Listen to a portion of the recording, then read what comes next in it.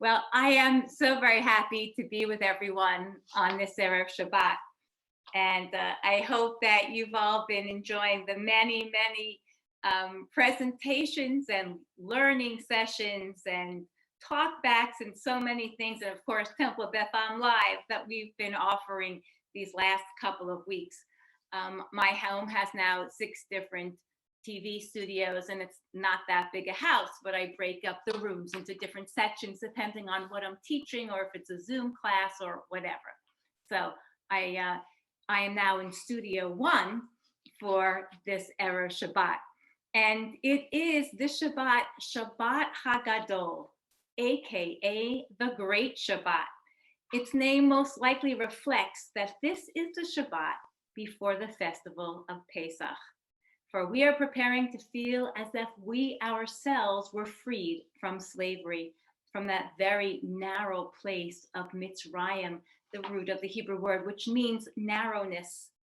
Shabbat Hagadol does not have an additional special Torah portion assigned to it, like so many of these specially named Shabbatot do. It does, however, have a very special Haftarah attached, Malachi, where the announcement is made that God will send Elijah the prophet to announce the Messianic age.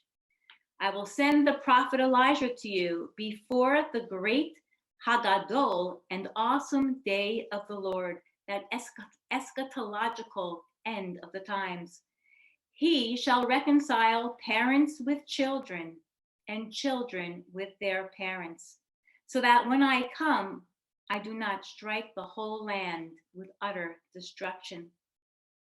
It sort of almost feels like we can be in that time right now, parents and children back together. The tie to Pesach is the ultimate redemption described in Malachi, compared to the redemption of the Exodus from Egypt, where Eliyahu then comes and talks about redemption and Messianic age.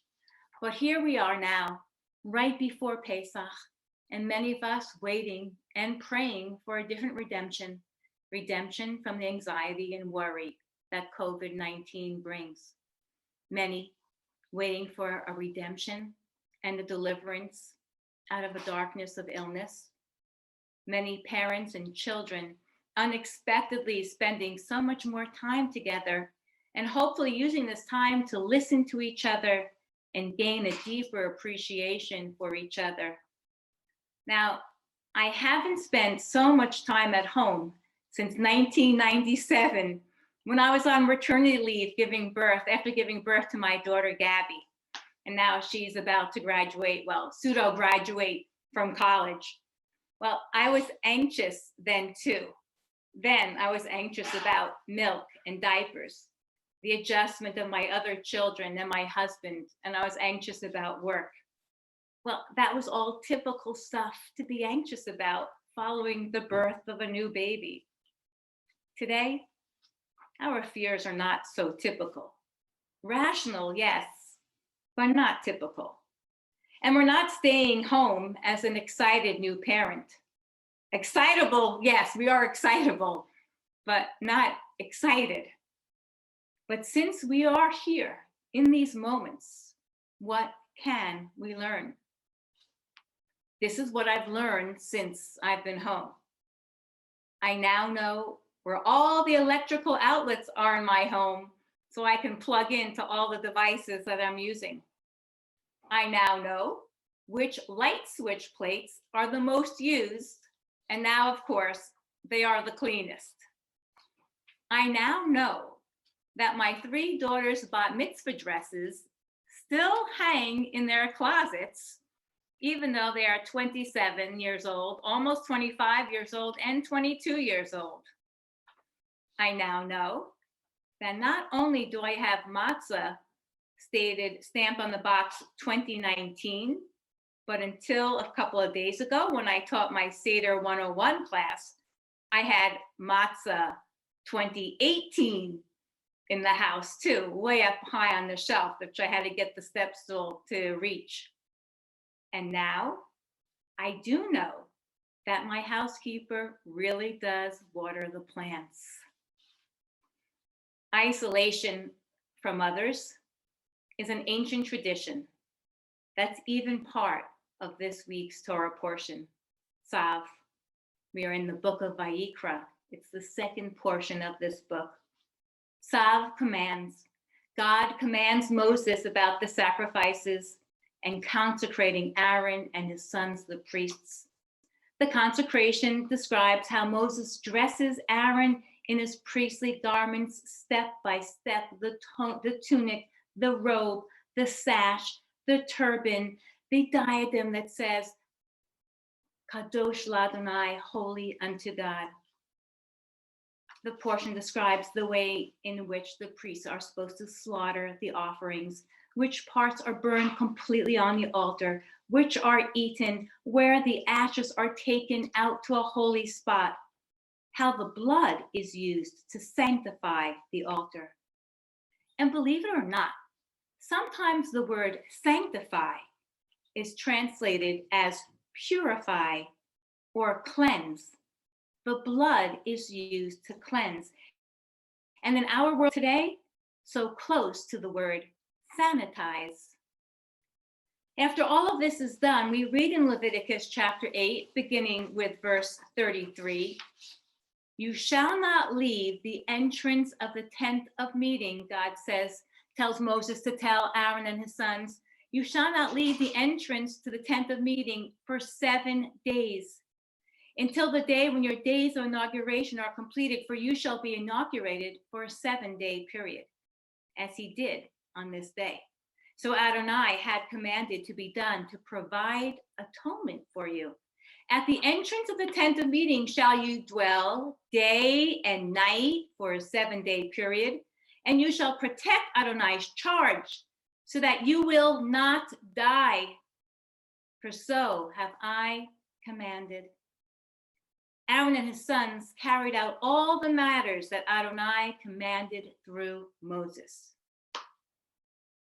Why did God want the priests to be isolated? They were about to take on the role of bringing the Israelites closer to God through the korbanot, the sacrifices. The word korbanot with the root kuf resh vet means to come closer, to come nearer. They, the priests, were going to help atone for the Israelite sins. They were going to be the ones to offer sacrifices so the people could offer thanks to God. They were the intermediaries. They couldn't be the ones to make a mistake. Again, this required specific and exact rituals. 7 days alone, separated. It was time for them to contemplate what their role in their community meant. What responsibility did they have to others? For the priests had to stay in a state of purity. Leaving the tent, they risked becoming unclean and impure, thereby making them unfit to serve others. In very real ways, our isolation forces us to answer and think about the same questions. What responsibility do we have to others? The least of which is not to defile them. This idea is so powerful that the Talmud takes it up again in Mishnah Yoma in its discussion of why the high priest must be in isolation for 7 days before Yom Kippur. The priest also must not be defiled in any way. If he were to be defiled, he would not be able to enter into the Holy of Holies and make atonement for the people of Israel on Yom Kippur. He would fail his community in his most important spiritual communal task.